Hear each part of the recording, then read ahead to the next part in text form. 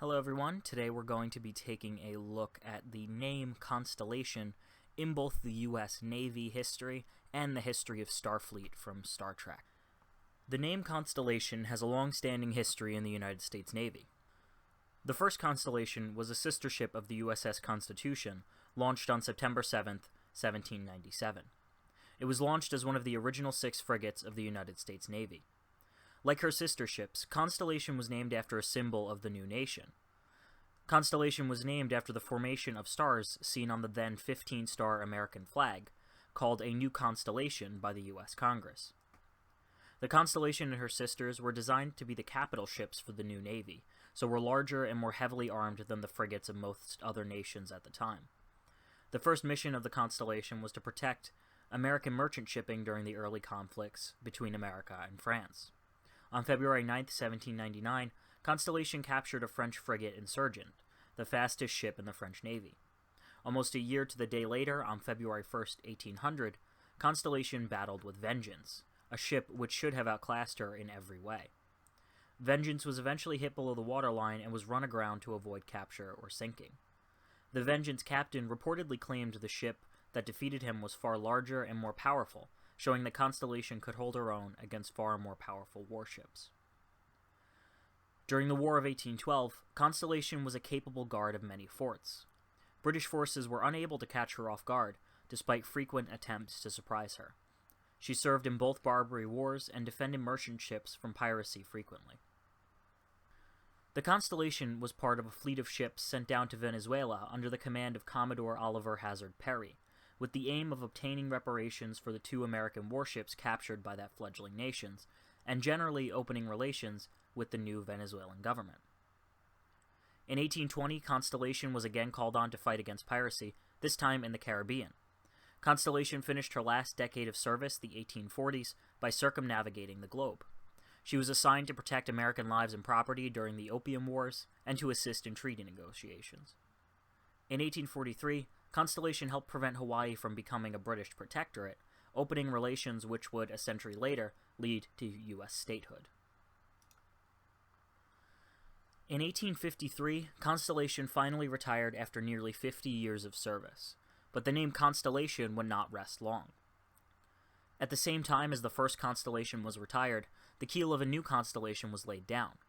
The second Constellation was a sloop of war launched in 1854, and was the last sail-only warship built by the U.S. Navy. The second Constellation had a far shorter history.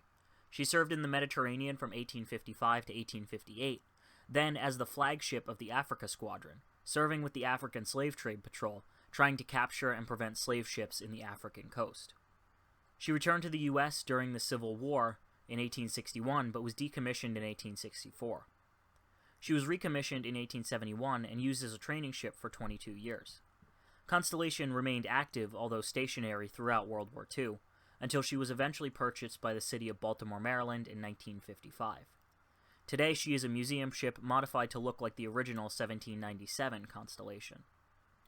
In 1917, a Lexington-class battlecruiser was ordered and named Constellation, but the ship was eventually canceled by 1925.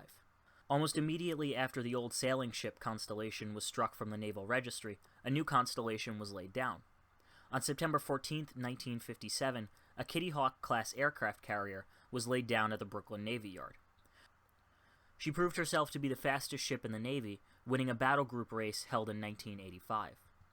The Constellation was deployed in the Gulf of Tonkin in Vietnam only a few days before the Gulf of Tonkin incident would bring the U.S. even further into the Vietnam War. She fought in the Vietnam War, launching numerous attacks on North Vietnamese forces. In 1972, Constellation attained media attention when black members of her crew protested the disparate treatment they received from the Navy. In 1981, Ronald Reagan declared the ship America's flagship, and Constellation began a sail to the Western Pacific and Indian Ocean. In 2002, Constellation prepared for her last deployment, leading Cruiser-Destroyer Group 1 into the Persian Gulf to support Operation Iraqi Freedom. She was designated a night carrier and remained on station throughout the major ground combat phase. Constellation was decommissioned after 41 years of service on August 7, 2003, and replaced by the USS Ronald Reagan. Like the Kitty Hawk, Constellation was one of the last diesel-powered aircraft carriers in the United States Navy. While the carrier Constellation did not have the same wartime experience as her earlier counterparts, she served as a strong deterrent force throughout the world. She also served the United States well in the role she was given, and throughout 41 years of service did not disappoint. Moving on to Starfleet, the first Starfleet ship named Constellation was a Constitution class, fitting since the original Constellation was also a sister ship to the USS Constitution. The NCC-1017 Constellation was assigned to a 5-year exploratory mission like most of the Constitutions, under the command of Commodore Matt Decker. In 2267, she fell victim to the Doomsday Machine, and was lost with all crew save Commodore Decker. The machine was a massive planet-killing weapon located in System L-374. The Constellation was attacked and disabled by the weapon, and all hands abandoned ship, beaming down to the third planet in the system. The weapon then destroyed the planet, killing all 400 of the Constellation's crew. Decker was the only one to survive. Commodore Decker was rescued by the USS Enterprise. Captain Kirk and his away team were stranded aboard the Constellation when the Doomsday Machine returned, leaving Decker as the ranking officer of the Enterprise. Instead of fleeing and saving the Enterprise and her crew, Decker was determined to get revenge. Like in the real world, the name Constellation was not allowed to rest long in Starfleet, and only 30 years after the loss of the Constitution-class Constellation, a new ship launched in 2293 along with a new class. The Constellation class would be one of the few Starfleet ships designed with more than 2 warp nacelles, giving the ship an impressive top speed of warp 9. It also did not have the typical saucer and engineering section design, with only a saucer section present. She was capable of acting as both a deep space exploration ship as well as border patrol and defense ship.